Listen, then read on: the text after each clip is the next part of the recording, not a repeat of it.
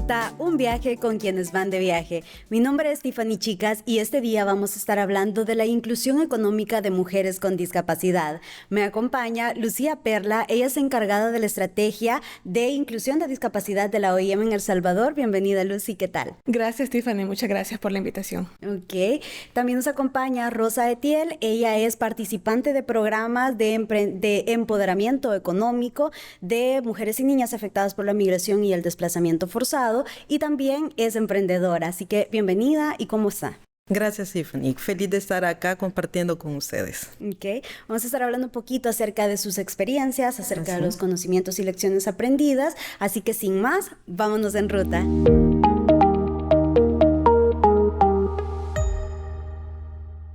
Para iniciar este bloque me gustaría decirles que Rosa es un ejemplo de superación dentro del programa de empoderamiento de mujeres. Entonces, quisiera que empezara contándonos cuáles han sido los principales aprendizajes que usted ha obtenido de este programa y cómo le ha ayudado a llegar, digamos, al emprendimiento que ahora tiene. Así es. Pues ese programa para mí ha sido bastante bueno, bastante importante, porque he aprendido a conocer muchas cosas. Una de las cosas más importantes que yo he aprendido acá es cómo llevar las finanzas de mi negocio, ¿verdad? Cómo es que yo voy a llevar día a día la contabilidad. Eso es una de las cosas que yo he aprendido ahí para saber cómo llevo yo mi gastos y todo lo de la finanza. Sí. Y otro, de cómo saber tratar a las personas, para que las personas cada vez que lleguen a mi lugar de trabajo, a mi emprendimiento, se sientan contentas, se sientan en confianza, ¿verdad? Y motivadas a volver. Motivadas a volver, obvio. Okay. Así es. Entonces, vemos las habilidades técnicas y también vemos las habilidades blandas que se requieren para un negocio. Entonces, Lucy, también vemos que ella tiene un emprendimiento, pero sabemos que hay afuera muchas mujeres migrantes, retornadas, potenciales migrantes, que están en la búsqueda de empleo. Entonces, quisiera saber cuáles son las barreras a las que ellas se enfrentan, especialmente aquellas mujeres que tienen una discapacidad. Sí, yo creo que las personas con discapacidad siempre se han enfrentado a diversas barreras. Estas barreras pueden ser arquitectónicas, pueden ser de movilidad de acceso, de comunicación, barreras actitudinales, que estas barreras provocan exclusión y el incumplimiento de derechos humanos. Entonces es importante destacar que las mujeres con discapacidad en la búsqueda de oportunidades laborales se enfrentan con estas barreras. Y pensemos en diferentes tipos de discapacidad. O sea, pensemos cuando alguna persona con discapacidad sensorial como la sordera y la ceguera está en la búsqueda de empleo y la información sobre vacantes, la información sobre procesos de contratación no está adecuada al lenguaje que ellos tienen, al lenguaje que ellos manejan. Entonces es importante que estas barreras sean eliminadas, porque igualmente yo creo que Rosa no me dejará mentir, o sea, hay muchas barreras también de carácter arquitectónico que lo que hacen es impedir la movilidad y el acceso de personas con discapacidad.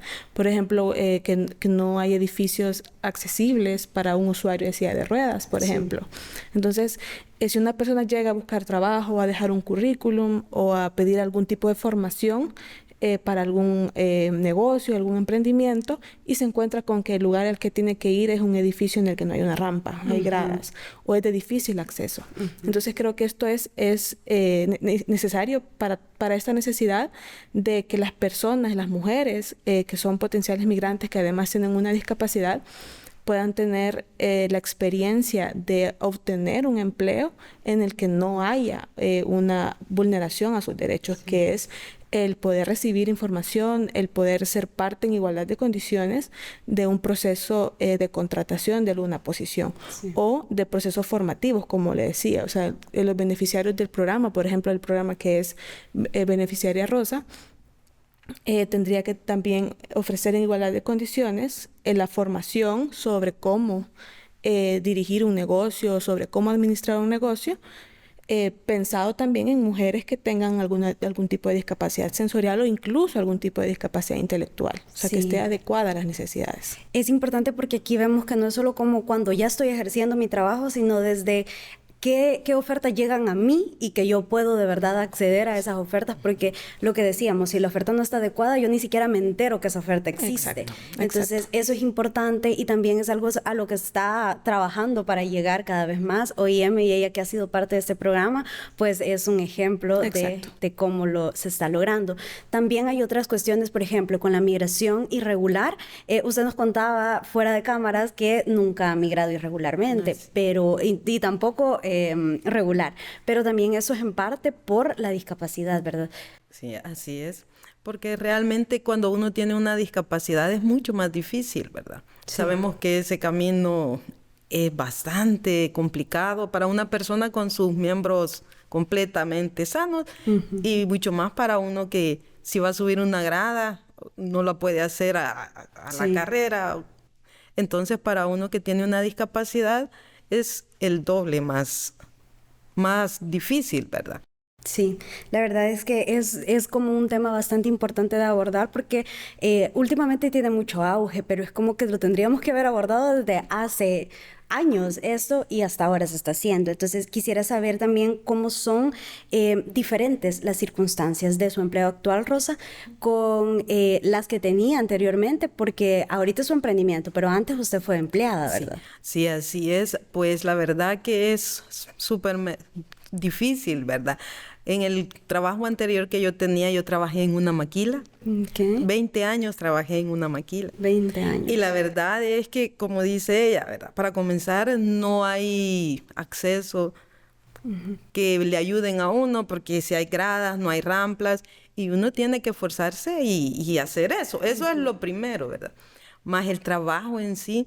Yo en esos 20 años que trabajé en la fábrica terminé con mi columna. Yo ya tengo una escoliosis por mi problema, pero además de ese trabajo es un trabajo bastante pesado. Y entonces la posición en que yo trabajaba todito el día, mi espalda seguía sufriendo cada vez más y cada vez más.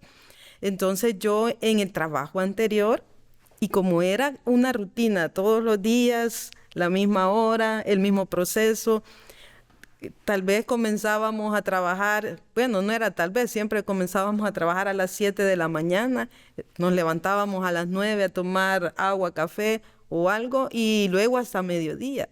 Entonces, para mí era bien difícil y no era un trabajo sencillo, era un trabajo bastante sacrificado. Y ahora en mi emprendimiento es bien diferente, porque yo en ese trabajo no me quejo porque de ahí viví 20 años, pero sí hay una diferencia bastante grande. Sí. Ahora yo en mi emprendimiento, pues como hago diferentes cosas, ¿verdad? Entonces que tal vez en un momento estoy sentada en la silla poniendo uñas, tal vez en otro momento estoy en otra parte haciendo pies, haciendo cabello. Entonces hay una movilidad y no estoy en una sola posición como estaba antes, ¿verdad? Y también que en las maquilas se trabaja como en cadena, ¿verdad? En cadena, entonces es como que no solo depende de usted, sino que trae y lleva para allá. Entonces... Sí, porque por lo menos en la maquila, yo hacía una camisa, por poner un ejemplo, yo tenía que coser y coser y coser al mismo ritmo de mi compañera que me daba trabajo y coser al ritmo de mi compañera a la que yo le daba trabajo. Entonces, si yo me levantaba, por decir, 5 minutos al baño a tomar agua, cuando yo llegaba, porque mi compañera no terminaba de trabajar. No pausaba porque usted se pausaba. No, ella seguía. Entonces, cuando yo llegaba, yo tenía un montón de trabajo ahí que tenía que sacarlo. Y a veces mi compañera a la que yo le daba, se había terminado el trabajo que yo le había dado. Entonces ella ya estaba sin hacer nada así. Y ya tal vez ella preocupada porque como se trabaja bajo meta, ¿verdad? Entonces, si yo no me ponía al día con el trabajo, le atrasaba a ella porque no alcanzaba a dar ella su meta. Entonces yo me tenía que forzar porque mi compañera no me pusiera demasiado trabajo y porque mi otra compañera no se quedara sin trabajo. Y eso es bien estresante porque es una carrera que hay que hacer con las demás compañeras. Y sabe uno que, o sea, todos le estamos ahí metiéndole, dice uno ahí, porque al final del día, al final de todo ahí, tenemos que dar una meta. Sí. y depende de esa meta, así se gana también. Entonces nadie quiere perder. Claro. Bueno, nos vamos a quedar con esa información porque vamos a retomar algunos temas más profundos luego de una pausa que vamos a hacer.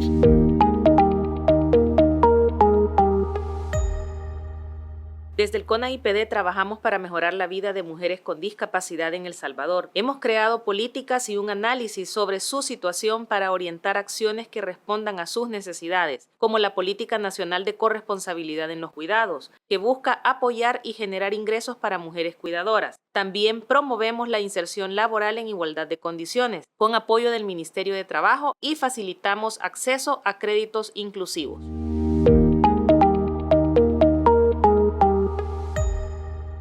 Gracias por continuar con nosotros.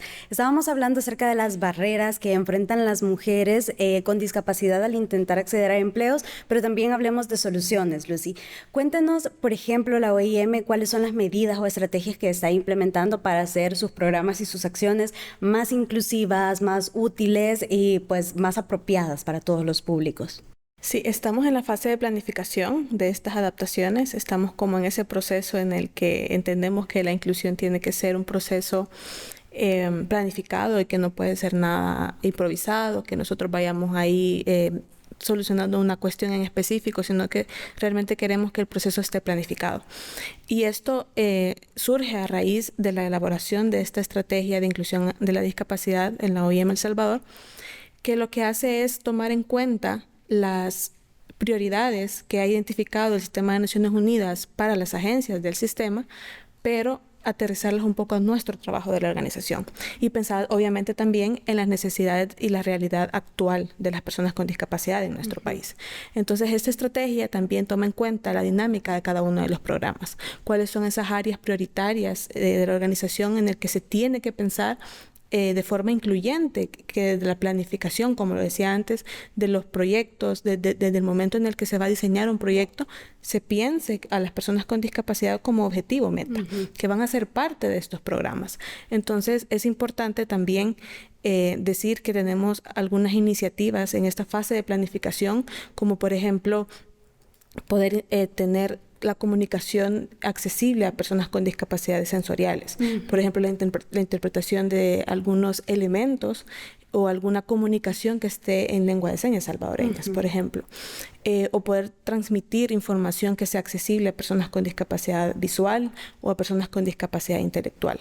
Evidentemente es un reto, en un país como este es un reto, pero confiamos que podamos llevarlo adelante con el espíritu que la OIM tiene y que probablemente sea difícil, que probablemente nos tome tiempo, pero que estamos seguros que puede llegar a ser una realidad. Sí, y que es necesario, aunque suponga un reto, aunque sea algo como bastante complicado, es algo que es necesario implementar.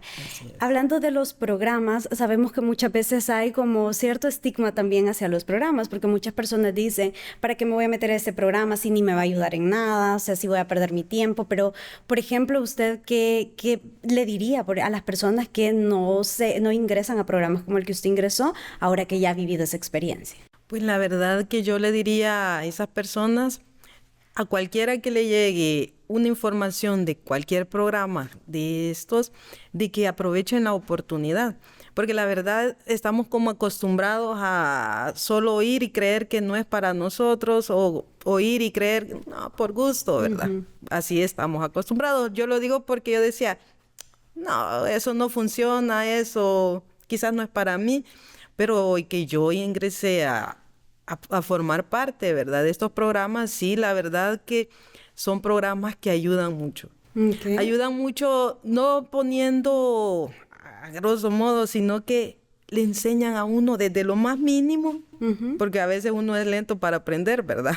Entonces, pero siempre hay algo que en estos programas uno puede aprender y aprovechar, sea conocimiento. Como no todos somos iguales, ¿verdad? Sí. Pero sí son programas bastante de ayuda para uno. Al menos en mi caso así lo ha sido. Ok, sí, yo creo que para cualquiera que ingrese a una oportunidad y sepa aprovecharla como lo hizo Rosa, eso va a ser de gran ayuda. Entonces, hablemos también cuáles han sido los aprendizajes, Lucy, que ha tenido el equipo de OIM El Salvador al tratar de ampliar estas estrategias, como lo estábamos hablando. Creo que es importante, Tiffany, hablar un poco sobre el hecho de poder transversalizar la discapacidad en la migración. Creo que a veces pensamos que naturalmente no hay un vínculo, pero sí lo hay. O sea, hay personas con discapacidad que migran de forma irregular, aún considerando quizás lo que decía Rosa, que a veces los peligros pueden ser mucho mayores porque hay una discapacidad. Pero también tenemos que tener en cuenta otros elementos, como por ejemplo, o sea, hablando específicamente de las mujeres, que hay mujeres que se ven beneficiadas de los programas de la OIM, que son jefas de hogar y que dentro de su hogar hay una persona con discapacidad. También. Entonces es importante decir que estas mujeres probablemente sean las beneficiarias directas del programa, pero hay una persona con discapacidad que se está beneficiando de forma indirecta porque de estos programas. Exacto. Y pueden ser diferentes tipos de discapacidad, o sea, o diferentes niveles de dependencia. Pero sí es necesario tener en claro que las personas con discapacidad también se ven afectadas por todas las causas de la migración. También es importante decir que la migración irregular puede ser una causa de discapacidad. O sea, tener un accidente en la ruta puede provocar una discapacidad. Entonces, toda esta vinculación a la migración es importante que la sepamos los que trabajamos en la OIM y es importante que la identifiquemos. Entonces, aunque tengamos, lo ideal siempre sería obviamente que el beneficiario directo de nuestros programas sean personas con discapacidad, tampoco hay que olvidarnos de esa parte, que un miembro de la familia de una mujer beneficiada de un programa puede tener una discapacidad y verse igualmente beneficiada. Porque, claro, hay muchas mujeres en este país que son jefas de hogar, que tienen a su cargo una familia completa.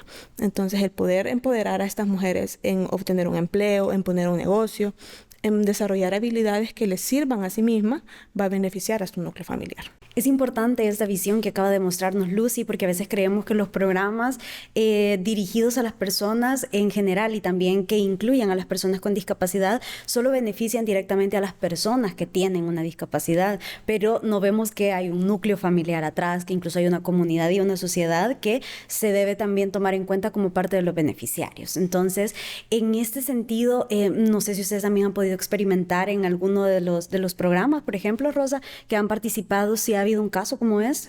Así es, como dice Lucy. En el grupo en el que yo estoy actualmente, ahí hay una madre de familia participando, que ella no tiene discapacidad, pero es madre de familia de una persona con discapacidad. Entonces, es cabal lo que ella dice, ¿verdad? Y creo también que es importante decir que no necesariamente son hijos. O sea, sí puede ser y claro, es importante, pero también pueden ser sus padres, que al llegar a cierta edad, o sea, ya dejan de escuchar, ya dejan de ver, ya dejan de poder caminar. Entonces, esto también los vuelve dependientes y normalmente estos roles de cuidadores los realizan las mujeres. Entonces, estos programas que benefician a mujeres tienen que mantener esto en cuenta, que las mujeres beneficiarias también pueden estar siendo empoderadas para poder llevar el sustento, el alimento a su casa y beneficiar a una persona con discapacidad. Que usted es su caso, así como ¿verdad? mi caso. Yo, además de mi discapacidad, está mi madre, que ella hace 2 años le dio un derrame, ¿verdad? Entonces ella, además de la edad, el derrame, entonces ella se volvió dependiente. Sí. Y parte de eso me toca a mí. Exacto, exacto. Ok, bueno, estamos llegando al final de este episodio, pero antes de finalizar quisiera dejar que Lucy, por favor, nos pueda tal vez dar un mensaje para las personas que están pensando en acudir a este tipo de programas y tal vez orientación acerca de cómo llegar a ellos, cómo encontrarlos y tal vez contarnos un poco más acerca de lo que está haciendo OIM. Considero que es importante estos espacios en los que hablamos de discapacidad tan abiertamente y en los que podemos tocar diversos temas, diversos escenarios, diversas realidades. Y hablando de discapacidad, hay mucho que decir. Hay mucho que nosotros podemos tomar en cuenta a la hora de tomar decisiones. Entonces yo creo que la OIM está dando un paso importante al realizar esta estrategia y al poder volver cada uno de sus programas, cada una de sus iniciativas de forma inclusiva. Y ampliar el alcance que ya tiene. Entonces creo que a partir de aquí, de este esfuerzo que se está realizando a nivel interno, es necesario que las personas con discapacidad que nos puedan estar escuchando o que puedan tener acceso a la información que la OIM comparte, puedan animarse a poder aplicar a los proyectos que la OIM brinda. Sí es cierto que estamos, como decía en la pregunta anterior, en una fase de planificación. Tenemos un proceso en el que estamos ordenando un poco y definiendo cuáles van a ser las prioridades y las acciones que cada programa va a cumplir para poder lograr ser inclusivos. Pero estamos dando un paso importante y creo yo que el poder hacerlo y el poder tener estos espacios en los que podemos hablar de la discapacidad, ya no como un tabú como antes era, sino poder hablarlo desde el enfoque de los derechos humanos y poder considerar todas las áreas en las que es innegable que las personas con discapacidad están siendo desafiadas con diversas realidades que afectan.